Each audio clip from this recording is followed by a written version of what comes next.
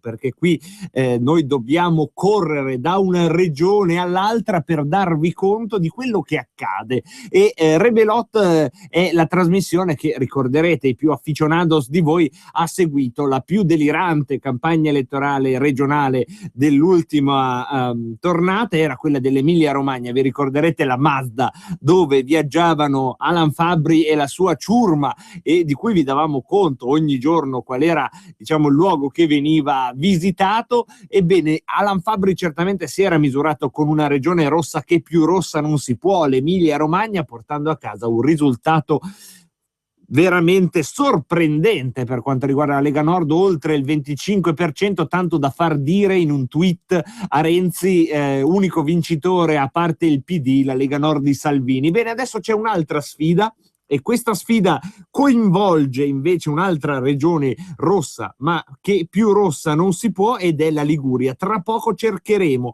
di contattare il nostro cavallo pazzo della Liguria, il nostro candidato che sta correndo per queste elezioni. Si chiama Edoardo Rixi, il candidato dell'autonomismo lanciato da la Lega Nord all'unanimità, e che sta sconcertando tutti gli equilibri di Forza Italia, NCD, che sono ancora a dire ma ci alleiamo, non ci alleiamo, e uno dice che Rixi sarà quello che consegna la regione alla sinistra, un altro invece dice che no, che Rixi riuscirà a stravolgere una sinistra che è completamente delegittimata in Liguria. Insomma, è una partita veramente interessante che cercheremo di seguire insieme, anche perché è una partita che Rixi ha già iniziato, Edoardo Rixi, e sì, perché ha già incominciato a fare un tour della malasanità in cui sta tappa dopo tappa percorrendo tutti gli ospedali della Liguria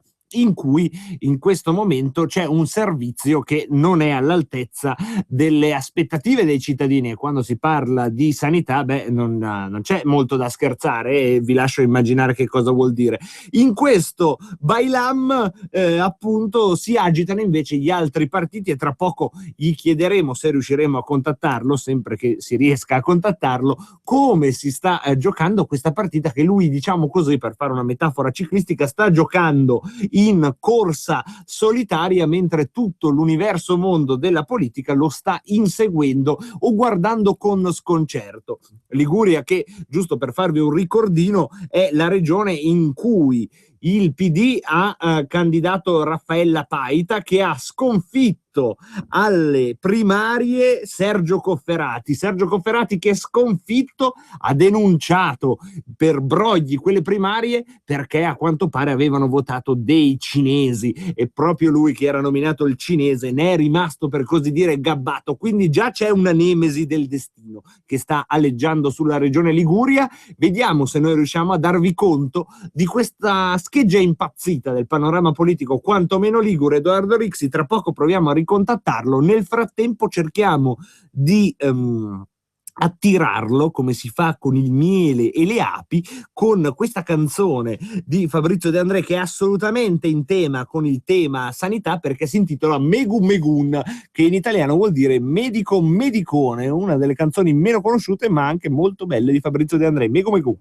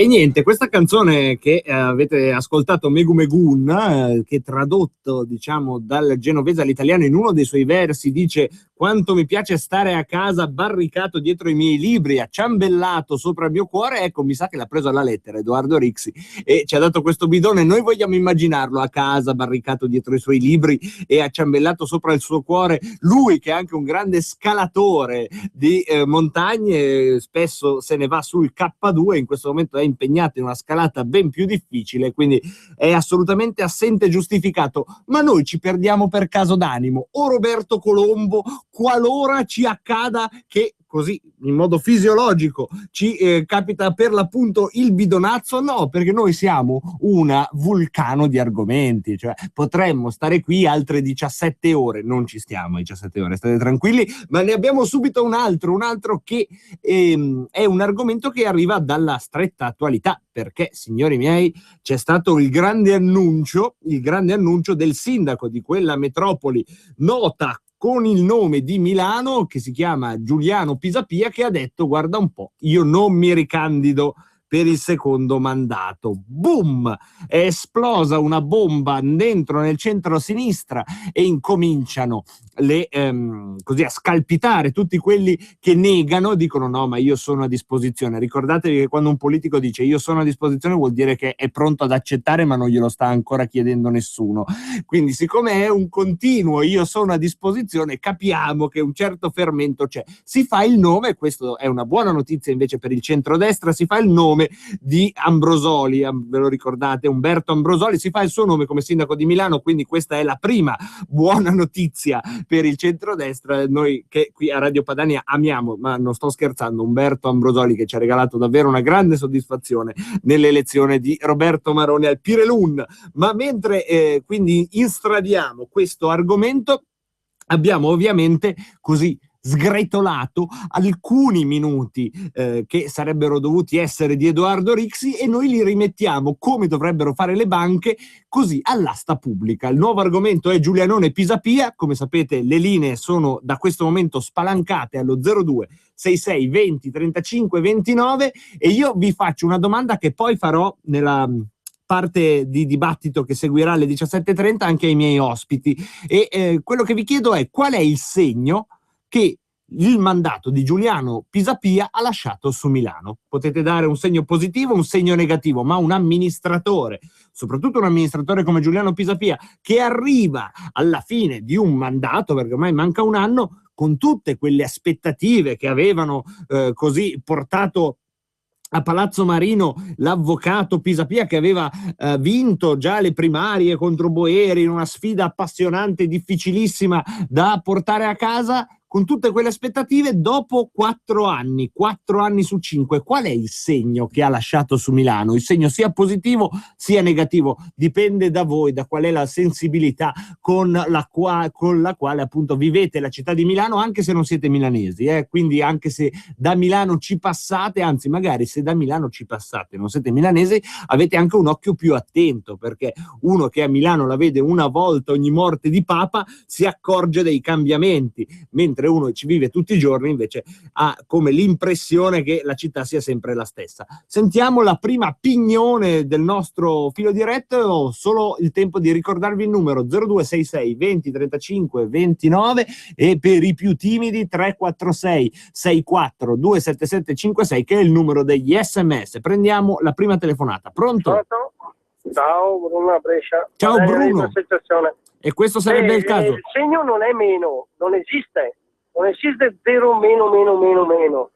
La sinistra, no, sui diritti degli altri sono diventati i diritti degli altri, i diritti dei milanesi, Bruno, di tutte quelle persone che vengono a lavorare lì, dalla metropolitana in poi non parliamone. Bruno, tu in qualche modo bazzichi Milano ogni tanto, con quale frequenza? Siamo passati il sabato per andare a un corso, posso dirti una cosa? Manca solo che c'era il narghilè in mezzo alla strada e basta. Beh, bello, potrei non dare idee a Pisapia che ha ancora un anno per realizzarle. Grazie. Bruno. Potrebbe fare i narghilè coffee. Esatto, potrebbe farlo, anzi potrebbe essere anche un rilancio di alcune periferie degradate. Perché no? Prendiamo un'altra telefonata. Pronto? Pronto, buona Padania, Carlo da Treviso.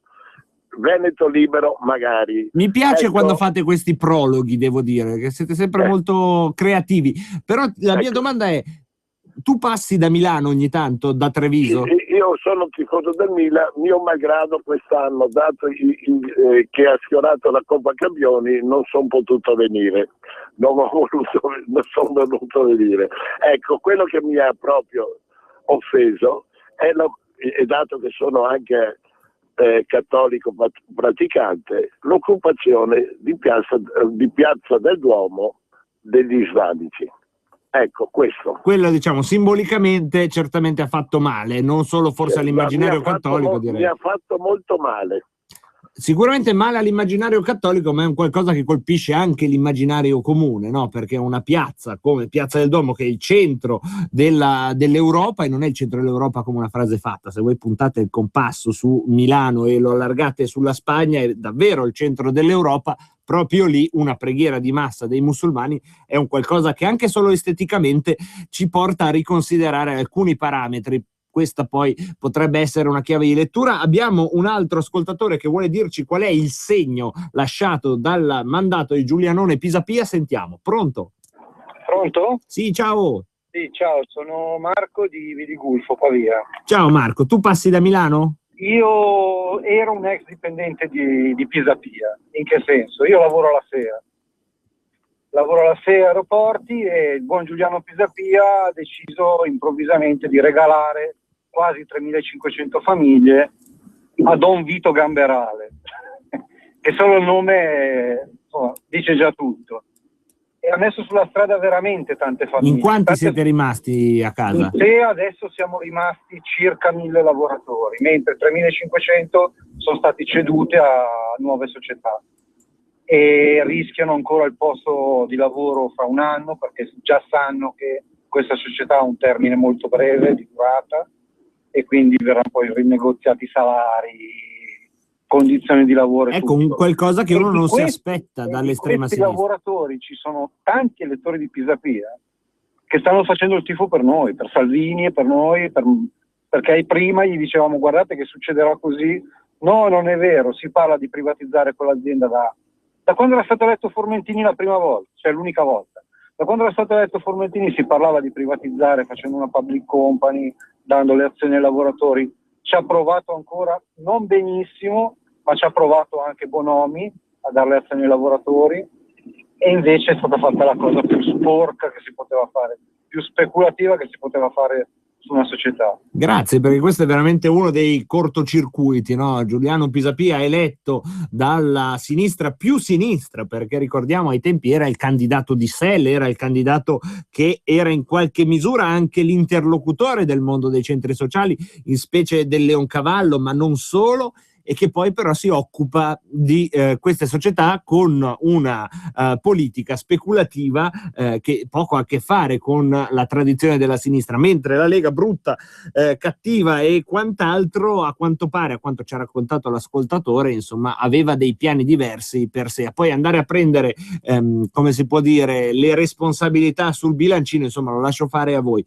Abbiamo qualcosa dall'altra parte? È caduta una telefonata, tanto meglio, perché ormai abbiamo pochissimi minuti, il tempo di leggere qualche sms, quello di Walter che ci scrive: Pisapia ha anticipato l'Expo, Milano è un Expo a cielo aperto di tutto e di più, e questo è davvero un campionario da non perdere se ci ascoltate da qualche remoto lido e non siete da tempo in giro per Milano. Poi un amico invece ci ricorda così a elencone le cose del Pisapia: aumento del biglietto del tram, area C, epurazione mense scolastiche, strisce blu in periferia, sospensione sfratti degli abusivi, gay pride, Ambrogino d'oro a Leoncavallo, eccetera eccetera eccetera, insomma tante cose anche mischiate assieme. E poi abbiamo altri sms che dice: l'unica cosa che rimpiangeremo di Pisapia è un nemico a Palazzo Marino. È così bella l'opposizione, sentirsi opposizione. Questo è quello che ci scrive Enrico, che la mette sul piano esistenziale. Io la metto sul piano commerciale invece, perché adesso abbiamo una breve pausa pubblicitaria e poi un dibattito sulla Milano di Pisapia con Rosaia Giardino del PD e Stefano Bolognini della Lega. Tra poco. Sono Bill Wright, consulente riduzione costi.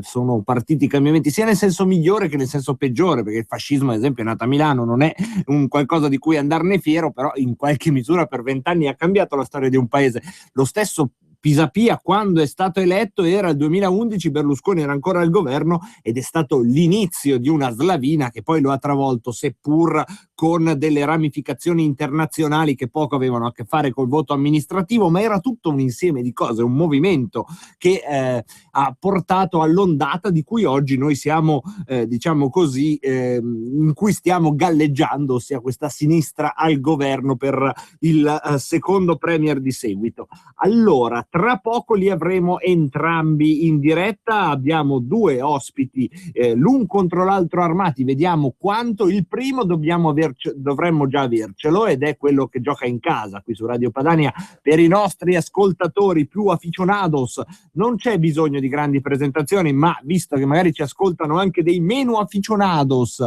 la presentazione lo faccio. È un ex assessore provinciale, un volto e una voce molto nota e presente nella città di Milano, è Stefano Bolognini. Ciao Stefano.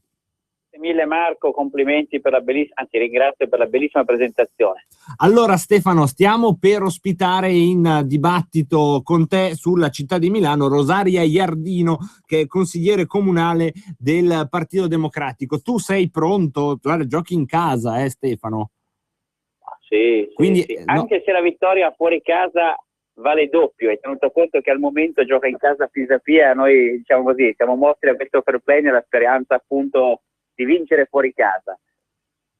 Ecco, infatti questa è la cosa, ma adesso tu te la giochi in casa, quindi hai tutto da perdere Stefano. Adesso tra poco ci colleghiamo con lei, io non voglio metterti troppa pressione, però diciamo che la parte di ascoltatori che sono ortodossi e fedeli alla linea ti considererà il suo campione. Sei pronto? Sì, beh, insomma, speriamo che ci sia qualche altro cavallo di razza a difendere la causa, però è vero questa notizia, perché poi il tema del giorno, se non delle dimissioni, perché in realtà è l'annuncio che non si ricandiderà a Pisapia, sicuramente ha scaldato e suscitato gli animi e ha aperto, diciamo così, nei sogni e nelle speranze di tantissimi milanesi, non solo della Lega ma anche di sinistra delusi da questa amministrazione, appunto la speranza e la voglia di cambiamento, stanchi di tante situazioni che evidentemente non vanno per il meglio. Ecco Stefano, ci ha raggiunto Rosaria Iardino, consigliere comunale milanese del Partito Democratico. Buon pomeriggio Rosaria. Buon pomeriggio a voi. Allora, partiamo proprio con... possiamo darci del tu, sì? Sì, certo. Ecco, bene. Allora, partiamo con i ringraziamenti perché giochi in trasferta e subito una domanda prepolitica.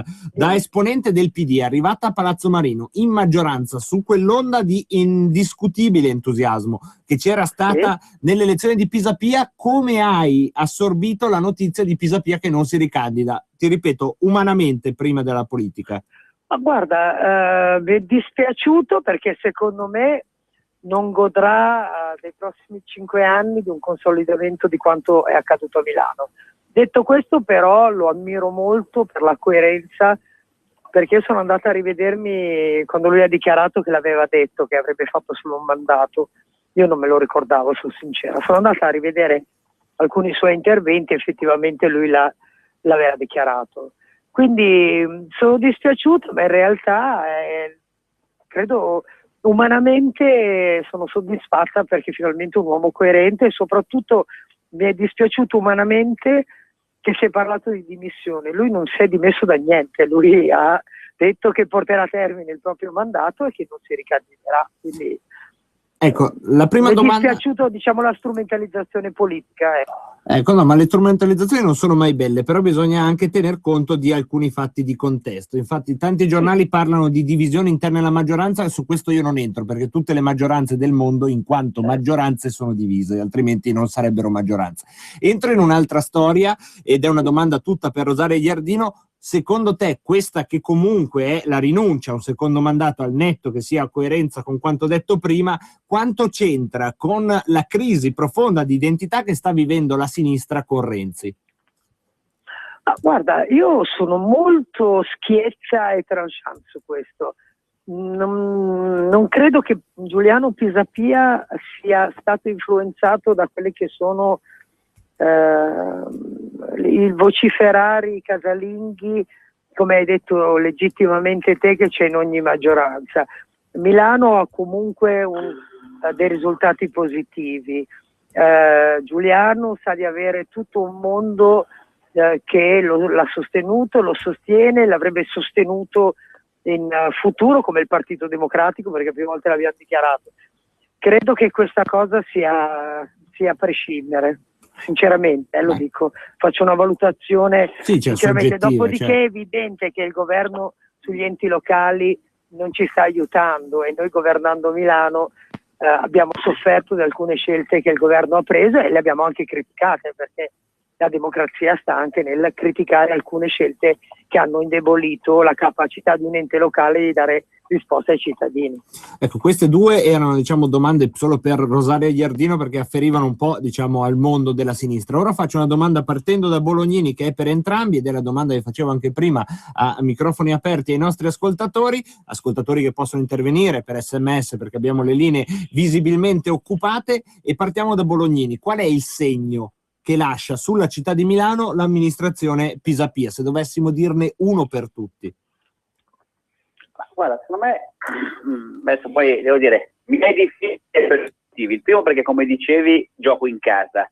Il secondo perché Rosaria è persona per bene, ha accettato la sfida di Radio Padania Libera, se vogliamo un po' anche la provocazione, quindi devo cercare di mantenere un atteggiamento di altrettanto fair play, che spero poi di ottenere.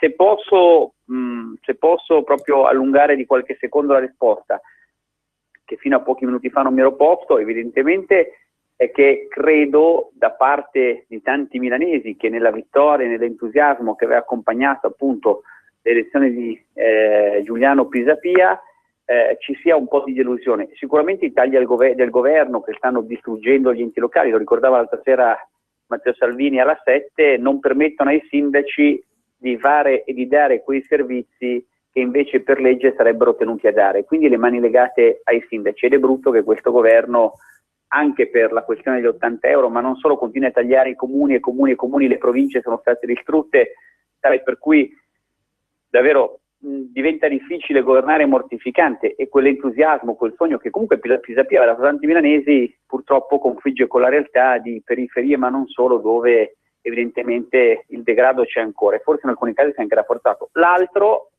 però qui sono troppo scorrette, quindi devo dare un po' di secondi a Rosaria per rispondere. Diciamo che, se volessi essere cattivo e malizioso, il fatto che persone strutturate all'interno di coalizioni del PD, se pensiamo a Lupi e se pensiamo a Pisapia, quindi scomode rispetto un po' a questa omogenizzazione, non voglio chiamare dittatura, però sicuramente, diciamo così, a questa omogenizzazione verso la figura del Presidente del Consiglio, dei ruoli di cardini del governo e delle nostre città, insomma, a voler essere cattivi, sono due segnali molto forti da questo punto di vista, perché in una settimana Lupi e Pisapia, tra virgolette, anche se in modo diverso, staccano la spina. Ecco, questi certamente sono dei fatti oggettivi. Adesso lasciamo così collegarli e colorarli a Rosaria Iardino, quindi delusione o disillusione? Il primo tema. Il secondo è: in che misura una personalità forte come Pisapia in effetti può essere un contraltare scomodo per il governo? Ma innanzitutto non mi piace paragonare due vicende che sono completamente diverse tra di loro. Da una parte c'è una persona che comunque io ho avuto possibilità di apprezzare come Lupi, che però si è dimesso per altri motivi, mentre Giuliano Pisapia non si è dimesso assolutamente, anche per degli atteggiamenti indotti intorno a lui, ma ha solo dichiarato, io questo ci tengo a sottolinearlo, che non si ricandiderà. Dopodiché, se vogliamo fare il gioco che Renzi sta buttando giù tutti dei possibili interlocutori intelligenti, credo che sia sciocco, sia stupido, perché, ripeto, Lupi ha lasciato per quello che gli è accaduto, e non lui direttamente, ma il suo contorno.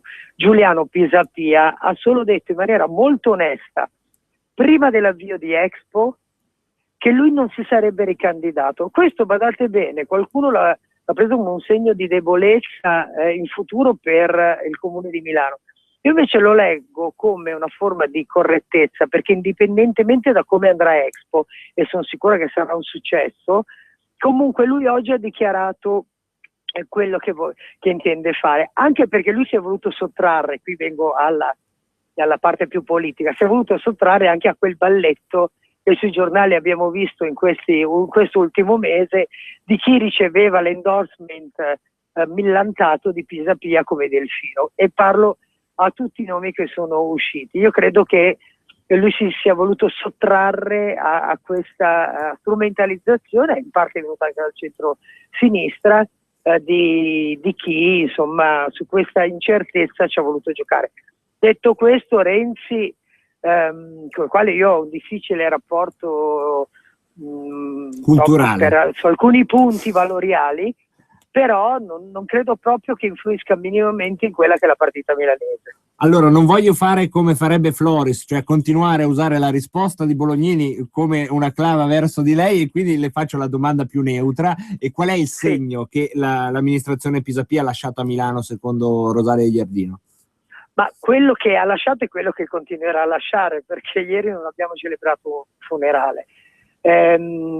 La cosa più meravigliosa che Milano è che Milano ha ricominciato a vivere, nonostante tutto, e che è vero quello che ha detto Bolognini, cioè oggi Milano è una Milano molto più aperta, molto più viva, molto più, nonostante tutte le difficoltà. Milano è una città che però ha delle grosse complessità, mi vengono in mente il quartiere, le case popolari, l'incapacità di riuscire a investire tutto quello che vorremmo investire per rigenerare i nostri quartieri. Sicuramente ci riusciremo al prossimo mandato, però quello è uno di quei punti critici che io personalmente, lo ammetto con molta onestà, siamo in ritardo, ci abbiamo messo mano dall'inizio, ma non siamo ancora arrivati a quello che è il punto di soddisfazione nostro e quindi dei cittadini. Quello è uno dei punti critici, ma per il resto è innegabile che Milano è la prima città al mondo da visitare nel 2015, grazie a Expo, ma non solo. Milano vedo una Milano rigenerata, e questo è solo un piacere dal punto di vista turistico, culturale, anche dal punto di vista lavorativo. Ecco, da questa parte di risposta rimango su Rosaria, e quindi ti chiedo, questa parte di lavoro che tu diciamo consigliere in maggioranza dici non abbiamo finito, ti sembra che stia in qualche misura, soprattutto nelle periferie, alimentando quella delusione che dice Stefano Bolognini, o c'è un sentimento che secondo me è anche più preoccupante di disillusione sulle capacità che può avere una giunta di incidere? Guarda, è evidente che tutto quello che è accaduto politicamente a livello internazionale, quindi a livello nazionale e quindi milanese, ha inciso sulla capacità di questa città di affrontare con più vigore e con più forza i problemi delle periferie. Detto questo, però, al netto di questo, io posso dire che con tutte le persone che parlo, che sono arrabbiate con l'immigrato in generale, che sono arrabbiati con alcune forme di degrado che ci sono da parte di alcune persone che non rispettano i luoghi comuni, rispetto a prima quantomeno c'è la sensazione che noi ci stiamo muovendo, stiamo lavorando e stiamo provando ad affrontare il problema. Ci siamo riusciti completamente, siamo sulla buona strada, secondo me sì, questa è la vera scommessa del prossimo mandato. Grazie mille. Sì. Passiamo a Bolognini, siamo sulla buona strada, dice Rosaria Iardino. Sono sulla buona strada, ti chiedo io? Ma abbiamo idee un po' diverse, e questo devo dire per certi versi, al di là della simpatia che ho per Rosaria, mi rasserena. Se posso, Rosaria, se avesse allontanato tutte le persone intelligenti avrebbe allontanato anche te, quindi devo dire che la tua riflessione, la mia risposta, devo dire che cade smentita dai fatti. Detto questo, non vedo una Milano così cambiata in positivo. Pisapia ha fatto sue tante battaglie ideologiche, penso a quella su luoghi di culto, per carità, e tante altre che non sono, ahimè, prioritarie per la maggior parte dei milanesi, che invece vivono in una città che purtroppo, sia per la crisi, sia per i tagli al governo, sia anche per qualche scelta che insomma non sempre è stata felice, evidentemente si è fortemente degradata proprio in questi anni. La ventata di colore forse l'ha portata Expo, che è un merito comunque della precedente amministrazione. Le periferie sono visibilmente peggiorate dal punto di vista dell'arredo urbano, se pensiamo, ma anche la stazione centrale, tantissimi luoghi del centro, anche che assolutamente sono spenti, non ci sono tutti questi, diciamo così, elementi di rilancio dal punto di vista del lavoro occupazionale. È una giunta che da questo punto di vista forse ha battuto i pugni sul tavolo su dei temi più ideologici e un po', permettetemi, meno concreti da parte dei milanesi, con la compiacenza della stampa. In questi giorni tutta una serie di cantieri da McMahon a Lorenteggio, ma anche in Piazza D'Atteo, che riguardano infrastrutture per la città, vedono anche davvero delle grandi difficoltà per i residenti, per i pubblici esercizi. Pensiamo alla Darsena, che per mesi è stata bloccata con un progetto che insomma un po' cementifico nella storica di Milano. In quelli precedenti c'è un taglio di piante veramente molto invasivo. L'avesse fatto la giunta Moratti, credo che gli ambientalisti si sarebbero legati alle piante, al cemento. Guarda, io ricordo, io ero consigliere di zona, sul primo progetto della Darsena, che poi mai è decollato, ahimè, alcuni consiglieri di zona, alcuni comitati, in quel momento consiglieri di sinistra e di opposizione, si erano simbolicamente legati alle piante. Adesso la Darsena è cementificata e va bene così, per carità, quindi c'è stata anche una certa compiacenza, ma i milanesi queste cose le vedono e sono assolutamente delusi dei risultati che questa giunta sta dando, o meglio non sta dando, alla nostra città. Allora, ancora due domande. Una, diciamo che perché siamo su Radio Padania, giochiamo in casa, quindi Rosaria preparati, è il tema della moschea a Milano. La moschea, soprattutto quella di Viale Jenner, è stata molto spesso al centro delle informative dei servizi segreti e non solo, anche delle agenzie investigative non segrete, perché insomma è un focolaio del fondamentalismo islamico. Io ti chiedo quanto questo è un problema che senti da donna di sinistra, che comunque sia ha una visione sull'immigrazione diversa, ma in teoria coincidente su alcuni valori fondamentali con quella di qualsiasi cittadino democratico occidentale. Ma guarda, io sono convinta, avendo letto moltissimi dati, che una moschea chiara, legale, sia un luogo molto più sicuro che tantissimi scantinati dove non sappiamo che cosa accade, qual è il proselitismo che viene indotto con il lavaggio del cervello ai giovani. Mi viene in mente la questione tunisina, dove quel ragazzo ha una famiglia apparentemente diciamo normale, equilibrata, poi in realtà ha trovato in un imam pazzo la possibilità di essere manipolato. Però io dico, la moschea, a parte che è un diritto il luogo di culto, parliamo di circa 100.000 cittadini milanesi musulmani che hanno il diritto di avere un luogo, primo. Dopodiché, se bisogna governare quello che è un'onda internazionale da non sottovalutare in una maniera più assoluta, io preferisco avere un luogo che posso governare, che posso insieme alle comunità gestire. Ecco, però Viale Jenner esiste. Scusate se finisco, sì, che è una cosa a quale tenete molto. Però non è più sopportabile, come ha sopportato la giunta Moratti, questo va detto, perché non è che gli scantinati dove si prega esistono dal 2011 ma hanno una vecchia tradizione.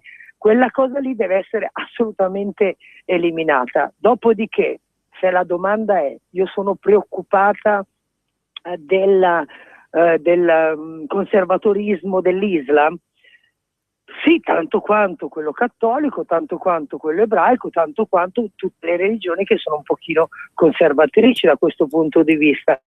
Sono preoccupata dell'islamismo strumentalizzato dall'ISIS e dal califfato, che nulla hanno a che vedere con la legge e con il Corano. Sì che sono preoccupata della sicurezza nella mia città, certo, ma nulla a che vedere con la moschea, nulla a che vedere con la comunità di musulmani moderati che vivono nella nostra città. È ovvio che sono preoccupata, chi non lo sarebbe, vedendo quello che è successo a Parigi, in Tunisia, ad Amsterdam. Cioè, quello sarebbe da incoscienti non essere preoccupati, ma sono due argomenti, due piani che diversi. distinguerei. Allora, Stefano, sulla stessa domanda, un minuto, visto che immagino il pensiero non sia novità per parte degli ascoltatori. Non credo di poter rispondere. Intanto la legge regionale, perché poi è quella che ha messo dei paletti, non vieta a nessuno di pregare, ci mancherebbe altro, ma proprio va a mettere dei paletti sia di natura urbanistica sia dal punto di vista della sicurezza, proprio perché il nostro ordinamento prevede la libertà di religione. Viale Iene era un esempio eclatante, non era una moschea ma un luogo di tipo diverso, un garage che è stato adibito a luogo di culto.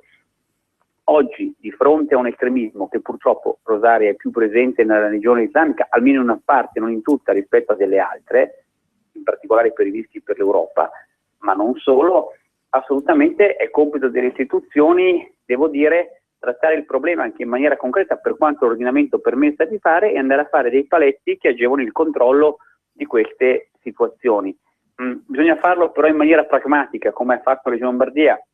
Parlare non è il tuo caso evidentemente, ma tra gli esponenti della maggioranza sì, riempiendosi la bocca, facciamo la moschea sul sito di Expo, quando anche mio nipote che ha 11 anni sa che non c'è più spazio perché tutto il sito è occupato dai padiglioni, dalle iniziative che ci saranno e non puoi costruire un padiglione nuovo in un mese, solo per dire che dobbiamo aprirci, ripeto, in maniera geologica, senza affrontare che i problemi che evidentemente l'integrazione, il dialogo con questa regione porta, evidentemente non risolve il problema. Certo, io penso che chi amministra Milano, questo sì, doveva porsi per tempo il problema, anche dialogando col governo nazionale, come su altri temi ha fatto, il problema di tante persone che verranno nei 6 mesi di Expo sul nostro territorio e magari avranno l'esigenza di pregare a tutela loro e nostra, magari anche in modo controllato e sicuro. Così non è stato fatto e oggi ci si rimpalla il fatto che ci sono forse 3 luoghi che verranno destinati a moschee, poi vedremo perché le buste non sono ancora state aperte, che il Comune ha messo a disposizione con un bando, ma non c'è la moschea sul sito di Expo. E la responsabilità, forse dal mio punto di vista, in questa situazione di incertezza può essere anche meglio. Sicuramente se c'è una responsabilità dell'amministrazione comunale che per tempo non ci ha pensato. Ecco, sarebbe bello lasciare diritto di replica, ma abbiamo veramente 30 secondi in cui chiedo a entrambi di salutarci dando un nome per il dopo Pisapia. Partiamo da Rosaria Iardino, anche in simpatia, senza temere di bruciare nessuno. Anche un nome dei suoi. Guarda, io spero che sia una donna. Una donna. Ho letto solo uomini per quanto riguarda il centro-sinistra e siccome nel nostro partito le donne hanno tanto valore, io spero tanto che si faccia avanti una donna per le primarie che ho letto oggi si terranno a novembre. Allora, una donna che potrebbe essere Rosaria Iardino, stai a vedere, per Bolognini invece? Guarda, intanto devo dire, il miglior sindaco per Milano evidentemente sarebbe, anzi sarà, Matteo Salvini, però Rosaria, così concludiamo con un sorriso, gli ultimi amministratori, donne importanti che ha avuto il nostro territorio, la Moratti e la Colli, per dirne 2, ahimè sono a destra, e questo che porti anche una riflessione, e anche Diana Bracco, che è l'unica persona di spicco e di alto peso che c'è su Expo, gli altri sono Martina, Pisapia. Va bene, però Sale, potevi non graffiare, almeno su questa che era l'ultima. Dal centrodestra, quindi su questo ti pongo una riflessione chiaramente con tutta la simpatia che ho per te. Secondo me la fanno la riflessione. Grazie mille Bolognini, grazie mille a Rosaria Iardino, devo proprio salutarvi. Grazie mille. Grazie mille. Grazie. E questa fretta è perché stiamo per andare in pausa pubblicitaria, dopodiché, come sapete, abbiamo il GR che ci riporta alla stretta attualità e poi torniamo in diretta qui su Rebelot con l'assessore allo sport proprio di Regione Lombardia, Antonio Rossi, che ci racconta una nuova tassa inventata dal governo. Meno male che doveva essere il governo che tagliava le tasse, invece ce n'è una nuova e tra poco scoprite qual è.